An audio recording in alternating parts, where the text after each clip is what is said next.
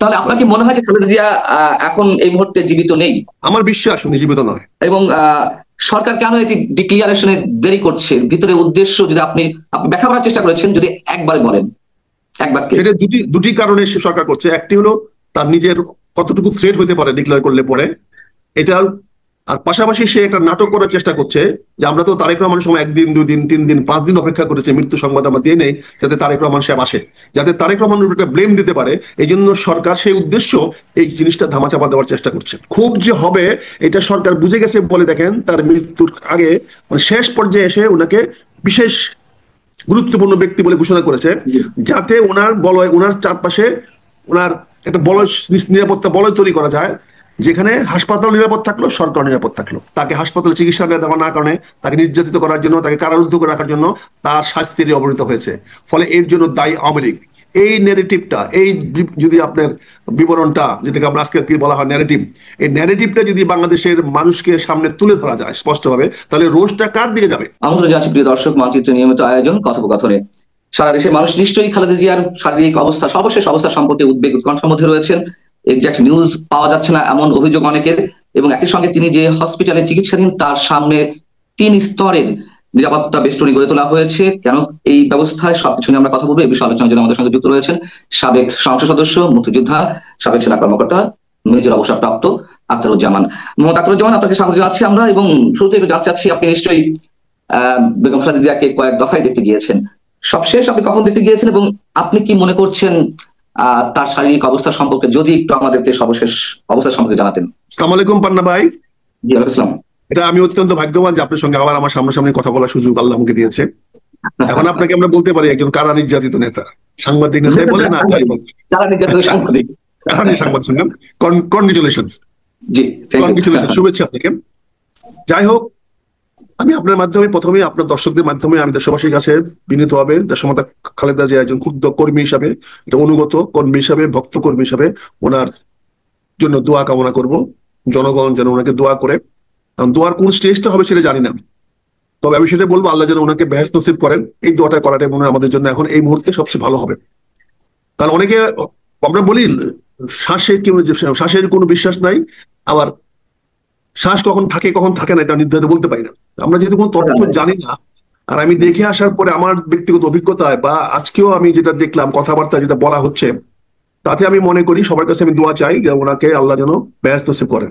হয়তো ওনার নিথর দেহটা হয়তো এখনো ইয়াতে আছে, ওনার নিথর দেহটা হয়তো এখনো, হয়তো না সরি, ওনার নিথর দেহটাই এখন আছে ওই এবার গেট হাসপাতালে। তার ভিতরে আত্মা আছে কিনা আমি জানি না, সে আত্মা চলে গেছেন কিনা আমি জানি না।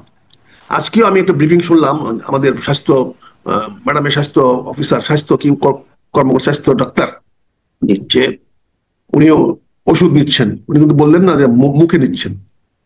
ইঞ্জেকশন তো ডেড বডিতেও দেওয়া যায়, স্যালাইন ডেড বডিকেও দেওয়া যায়, এটা ফ্লুট চলবে তো, এটার সঙ্গে হার্টের কোনো সম্পর্ক নাই, হার্টবিটের সম্পর্ক নাই, ফ্লুট চলবে। ইনজেকশন যাবে ডেড বডিতে? আর্টিফিশিয়ালি হলে যাবে না কেন? আর্টিফিশিয়াল হলে যাবে না কেন? আর্টিফিশিয়ালি যখন আপনি ব্রিদিং করাচ্ছেন তখন যাবে না কেন? আপনি তো ভেন্টিলেটর দিয়েছেন, তার মানে হার্ট ফেল করেছে, কিন্তু আপনি তাকে চালায় রাখতেছেন। যে মুহূর্তে আপনি এটাকে বন্ধ করে দিবেন পাম্পিং, সেই মুহূর্তে সেটা শেষ হয়ে যাবে। এটা অপেক্ষা। অতীতে আমাদের এরকম অভিজ্ঞতা আছে, যখন কোনো রাজনীতিবিদদের মৃত্যুটা ক্রিটিক্যাল হয়ে যায়, যেখানে জনমানুষের ক্ষোভ আসতে পারে। যেমন একটা জিনিস ক্ষোভ হতে পারে, প্রথম কথা যেটা চাচ্ছে সরকার, এই ক্ষোভটা কোনোভাবে সরকার থেকে ডাইরেক্ট ইনডাইরেক্ট মানে করে আওয়ামী লীগের দিকে নেওয়া যাওয়া কিনা, বলা যায় কিনা যে আওয়ামী লীগের কারণে, আওয়ামী লীগের এই 15 বছরের অত্যাচার অনুচারের কারণে মরছে, কাজে এই ক্ষোভটা যেন সরকারের প্রতি না এসে, বর্তমান কোন রাজশক্তির বিরুদ্ধে না এসে, ক্ষোভটা যেন ওই আওয়ামী লীগের বিরুদ্ধে যায়, তাহলে অনেকের পারপাস সার্ভ হয়। যেমন পাকিস্তানে দেখেছেন, পাকিস্তানের আর্মিরা ক্ষমতা কুক্ষিগত করেছে, তখনই যখন ইমরান খানের মৃত্যু সংবাদগুলো দ্রুত আসা শুরু হয়েছে, সে আছে কি নাই। এই ধরনের অবস্থায় পরিপ্রেক্ষিতে আমাদের ক্ষুদ্র অভিজ্ঞতায় বলে সরকার এখানে তার মানুষের যে ক্ষোভ কার বিরুদ্ধে হতে পারে সেটা অন্যদিকে স্থানান্তর করার চেষ্টা করছে। ক্ষোভ যে হবে এটা সরকার বুঝে গেছে বলে দেখেন তার মৃত্যুর আগে, শেষ পর্যায়ে এসে ওনাকে বিশেষ গুরুত্বপূর্ণ ব্যক্তি বলে ঘোষণা করেছে, যাতে ওনার বলয়, ওনার চারপাশে ওনার একটা বলয়, নিরাপত্তা বলয় তৈরি করা যায়, যেখানে হাসপাতাল নিরাপদ থাকলো, সরকার নিরাপদ থাকলো। এখানে আপনি একটা জিনিস জানেন, আমার ওই পররাষ্ট্র উপদেষ্টা খুব ভালো করে জানেন যে তারেক রহমান সাহেব লন্ডনে রাজনৈতিক আশ্রয় আছেন, এবং রাজনৈতিক আশ্রয়ের অন্যতম কারণ হলো যে বাংলাদেশে তার জীবন নিরাপদ নয়। কারণ তো একটাই, আর তো কোনো কারণ না। যেমন আমি আমি এই বিষয়টাতে আসবো, তার আগে যে প্রশ্নগুলো ছিল সেই প্রশ্নগুলোর উত্তর আপনি এরই মধ্যে খুব সংক্ষেপে দিয়ে দিয়েছেন আমার যেটি মনে হয়। তারপরে দর্শকের সুবিধার্থে আপনি যা বলার চেষ্টা করছেন আর একটু সহজভাবে আমি একটু জানতে চাই এবং দর্শকদের উদ্দেশ্য জানাতে চাই। আহ প্রথম প্রশ্ন হচ্ছে যে বেগম খালেদা জিয়ার এখন যে সর্বশেষ পরিস্থিতি তা আপনি আকার ইঙ্গিতে বুঝিয়ে দিয়েছেন। এখন সেই বিষয়টি নিয়ে কি আসলে কোনো লুকোচুরি হচ্ছে, এবং লুকোচুরি যদি হয়ে থাকে তাহলে কে করছে? এটা কি সরকার করছে? সরকার করে থাকলে তার মধ্যে কোনো রাজনীতি আছে কিনা, আমি এই প্রশ্নের উত্তরটা একটু চাচ্ছি। আপনি দেখেন, এই সরকারের অস্তিত্ব নির্ভর করতেছে দেশমাতা খালেদা জিয়ার শেষ ব্রিদিংয়ের উপরে। ওনার শ্বাস যতদিন চলবে ততদিন এই সরকার টিকে থাকার সম্ভাবনা থাকবে। কারণ এই শ্বাস বন্ধ হয়ে যাওয়ার পরে মানুষ বিক্ষোভে ফেটে পড়ে কিনা, এটার একটা সম্ভাবনা রয়ে গেছে। এই জন্য এই সরকার জানে। আর এই সরকারের সঙ্গে আমাদের নেতা তারেক রহমান সাহেবের একটা ভেরি গুড আন্ডারস্ট্যান্ডিং আছে। আপনি দেখেন আজকেও এই আমাদের ডাক্তার জাহিদ সাহেব বলেছেন যে উপদেষ্টা সাহেবরা সবাই যোগাযোগ করতেছেন। উপদেষ্টা সাহেবরা যোগাযোগ করতেছেন, এটা বিএনপির পক্ষ থেকে বলার কি দরকার? ম্যাডামের পক্ষ থেকে বলার কি দরকার? তাহলে ওনাদের জন্য সাফাই গাচ্ছেন। অর্থাৎ আমি যে কথাটা বলছি, আক্রোশটা যাতে সরকারের দিকে না যায়, কারণ আক্রোশ তো মানুষ তৈরি হয়ে গেছে। কারণ উনি প্রথম দিন কেন প্রধান উপদেষ্টা আসলেন না? কেন প্রথম দিন তার মেডিকেল উপদেষ্টা ডাক্তার উপদেষ্টা আসলেন না? মানুষের ক্রোধ কিন্তু তৈরি হয়ে গেছে যে অবহেলা করে অবজ্ঞা করে দেশমাতা খালেদা জিয়াকে আজকে এই জায়গায় নিয়ে আসছে। আজকে ঢাকা যেখানে বলা হচ্ছে ওনাকে এখন যে কোনো সময় বিদেশে নেওয়া যাবে, তাহলে এই সিদ্ধান্তটা কেন 7 দিন 10 দিন আগে নেওয়া হলো না? 23 তারিখ, আজকে 3 তারিখ, প্রায় 11 দিন, কেন নেওয়া হলো না? আর এখন যদি নিতে পারে তাহলে অপেক্ষা কার কারণের জন্য? ওনাকে যান বাঁচানোর জন্য, না এখন তারেক রহমান সাহেবের সিদ্ধান্ত অনুযায়ী? এখন তারেক রহমান সাহেবের সিদ্ধান্ত আমরা গেলাম না, কিন্তু কথা হচ্ছে যে তোমরা নিজেদের অবস্থাকে রক্ষা করার জন্য, মানুষের রোষ থেকে মানুষের ক্রোধ থেকে বাঁচার জন্য। আপনি দেখেন ওনাকে দেখার জন্য আমার 3 বাহিনী প্রধান চলে গেলেন। তাতে কি মেসেজটা আমরা পেলাম? জনগণ কি মেসেজ পেল? যে সিচুয়েশন আন্ডার কন্ট্রোল। 3 বাহিনী প্রধান পর্যন্ত এখন পর্যন্ত দেশমাতা খালেদা জিয়া আনুগত্য দেখাচ্ছে। তার মানে ওনার সঙ্গে ওনাদের কোনো এনিমিটি নাই। দেশমাতা খালেদা জিয়ার সঙ্গে সশস্ত্র বাহিনীর কোন রকম বৈরী সম্পর্ক নাই, এটি তো প্রমাণ হলো। কিন্তু আগেও হইলো, কিন্তু উনি তো একটা অভিযোগ আসছে যে 21 তারিখের প্রোগ্রামে উনি যাওয়ার কারণে ঠান্ডাটা ওনার প্রকট হয়েছে এবং ওনার হার্টের উপরে এটা প্রচন্ড চাপ সৃষ্টি করেছে। এটা অনেকে বলা বলি করছেন 21 তারিখে, ফলে সশস্ত্র বাহিনী একটা ব্যাক ফিটিং চলে গেছিল। এখন যখনই ওনাকে বিশেষ বিবিআইবি ঘোষণা করা হয়েছে, বিবিআইবি ঘোষণা করার সঙ্গে সঙ্গে সশস্ত্র বাহিনী দায়িত্বশীলভাবে তাদের যাওয়া দরকার হয়ে গেছে, কারণ তখন এটা অফিসিয়াল হয়ে গেছে। Any VVIP of the country কে যে কোনো লোক অ্যাপ্রোচ করতে পারে। এতদিন ঘোষণা না করলেও তো 3 বাহিনী প্রধানেরা জি না পান্না ভাই, যেতে পারতেন না। এটা ঘোষণা করার আগে পর্যন্ত ছিলেন উনি বিএনপি নেতা। হ্যাঁ, বিএনপি নেতার বাড়িতে স্বাস্থ্য দেখার জন্য গেলে এটা অর্থ অন্যরকম হতো। কিন্তু আমরা তো জানি যে এর আগে সেনাপ্রধান গিয়েছেন, লাস্ট যদি গিয়েছেন দাওয়াত দিতে, গিয়েছেন বলতে কন্ট্রোভার্সি হয়েছে, কন্ট্রোভার্সি হলে অতটা বেশি ব্লেম সেনাপ্রধানের গায়ে সম্ভবত পড়েনি, তাই না? না, উনি যখন ধোয়া তুলসী পাতা। আপনারা তো ওনাকে একটা ভালো মানুষ বানানোর চেষ্টা করতেছেন। উনি ভালো মানুষ, উনি দেশটাকে শান্তিতে রাখতেছেন, উনি দেশ শান্তি রাখতেছেন। আমি ধন্যবাদ জানাই। উনি সশস্ত্র বাহিনীকে অত্যন্ত শৃঙ্খলার মধ্যে রাখছেন এবং পলিটিক্যাল গেমে উনি আসতেছেন না, উনি পলিটিক্যাল গেমের বাইরে যাচ্ছেন। কিন্তু কালকে আমি কেন বলছি যে এটা সশস্ত্র বাহিনীকে বাধ্য করেছে প্রধান উপদেষ্টা মহোদয়, এখন আপনারা যান, আমি তো বিবিআই ঘোষণা করে দিচ্ছি, অর্থাৎ এই সরকারে উনি একজন বন্ধু মানুষ, এই সরকারের একটা অংশ করে নিলেন ওনাকে। বিবিআইবি ডিক্লারেশন মানেটা কি? সে একটা গভর্নমেন্টের সরকারের বিশিষ্ট ব্যক্তি, রাষ্ট্রের বিশিষ্ট ব্যক্তি। দেখার জন্য যে কেউ যেতে পারে। আমি প্রশ্নের আগে উত্তরটা দিলে তাহলে মানে অডিয়েন্সে বুঝতে সুবিধা হবে। শেষ পর্যায়ে এসে যখন তার শারীরিক অবস্থা নিয়ে মানুষ উদ্বিগ্ন, সর্বোচ্চ চিকিৎসা ব্যবস্থা প্রয়োজন, শেষ মুহূর্তে এসে যে এসএসএফ নিয়োগ করা হলো, তার আগে ভিভিআইপি ঘোষণা করা হলো, এটার মধ্যে কোনো ধরনের কোনো রহস্য আপনি নিশ্চয়ই খুঁজে পাচ্ছেন এবং সেটাই বলার চেষ্টা করছেন। সেই রহস্যটা আসলে কি, বা এটা কি কোনো নাটকের অংশ কিনা? আমি তো কয়েকবার আপনাকে বললাম রহস্য আছে বলে তো সরকার নিজেকে বাঁচানোর জন্য, সরকার নিজেকে জনরোষ থেকে বাঁচানোর জন্য ব্যবস্থা নিয়েছে, না হলে এই সরকারের প্রতি জনরোষ তৈরি হবে। আপনি বলছেন যে প্রথম থেকে তাকে বিদেশে নেওয়ার ব্যবস্থা হলো না কেন, প্রথম অবস্থাতেই প্রধান উপদেষ্টা সেখানে গেলেন না কেন, এই জায়গাগুলো থেকে সরকার এটা করার চেষ্টা করছে।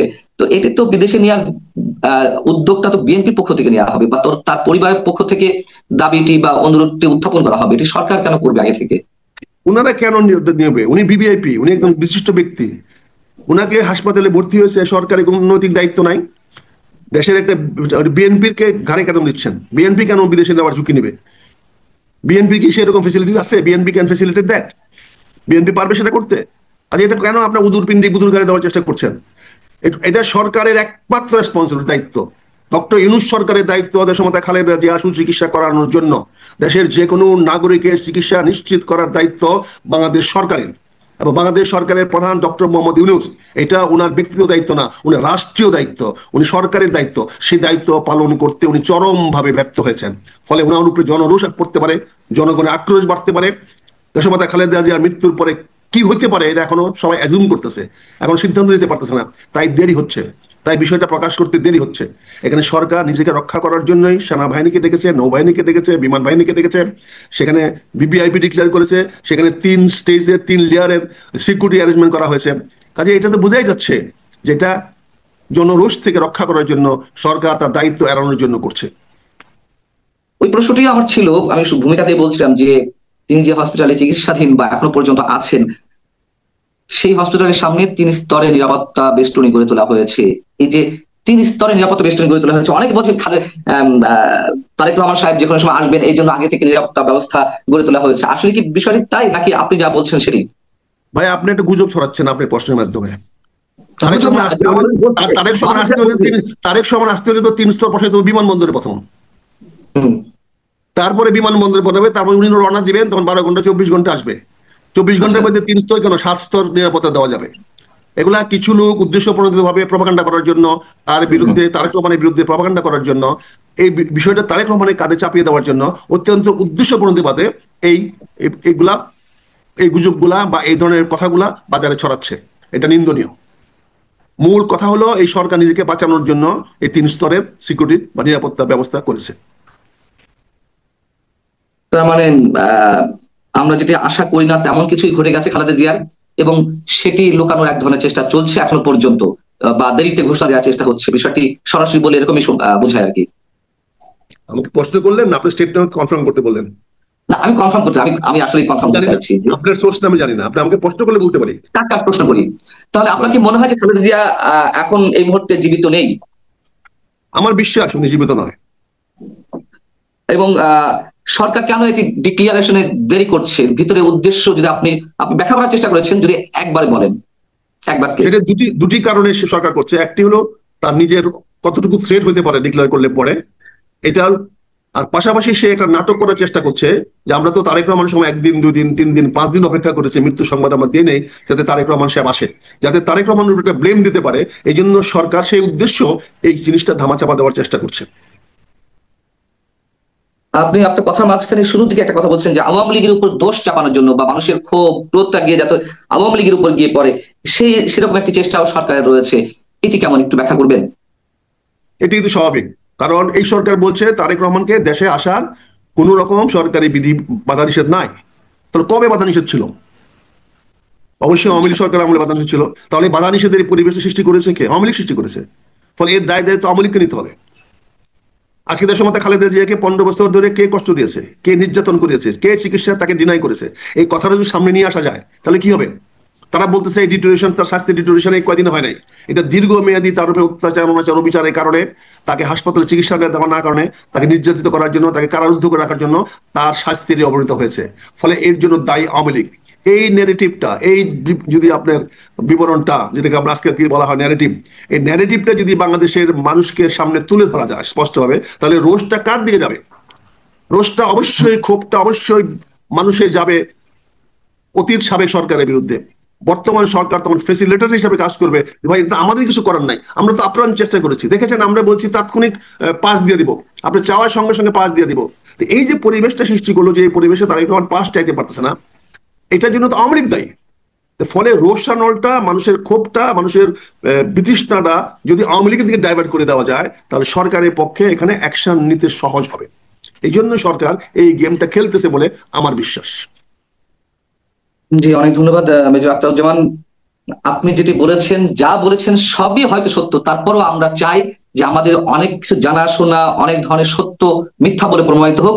আমরা চাই যেন হঠাৎ করে শুনতে পাই যে খালেদা জিয়া ভালো অবস্থায় পৌঁছেছেন, এটুকু আশা আমরা শেষ মুহূর্ত পর্যন্ত করতে পারি। পান্না ভাই, আমি যা বলছি আমি সত্য বলছি না। আমারও প্রত্যাশা দেশমাতা খালেদা জিয়া আমাদের মাঝে আবার ফিরে আসুক, আমাদেরও জি প্রত্যাশা। নিঃসন্দেহে, কাজে আপনি আপনি শুধু প্রত্যাশা না, কিন্তু আপনি প্রশ্ন করেছেন, জানতে চেয়েছেন। জি জি। কাজে আমাদের প্রত্যাশা, সবার প্রত্যাশা, সবার পরেও আমার প্রত্যাশা যে উনি ফিরে আসুক। এই বিষয়টা আপনি আমাদের আলোচনার মধ্যে রাখবেন, এটাই আমার। নিঃসন্দেহে নিঃসন্দেহে, আল্লাহ চাইলে তো আমরা অনেক এই কিছু পর্যন্ত যে আলোচনা করেছি সবগুলো হুবহু রাখলে আমি খুশি হব। অবশ্যই অবশ্যই। ভালো থাকুন মেজর আক্তার।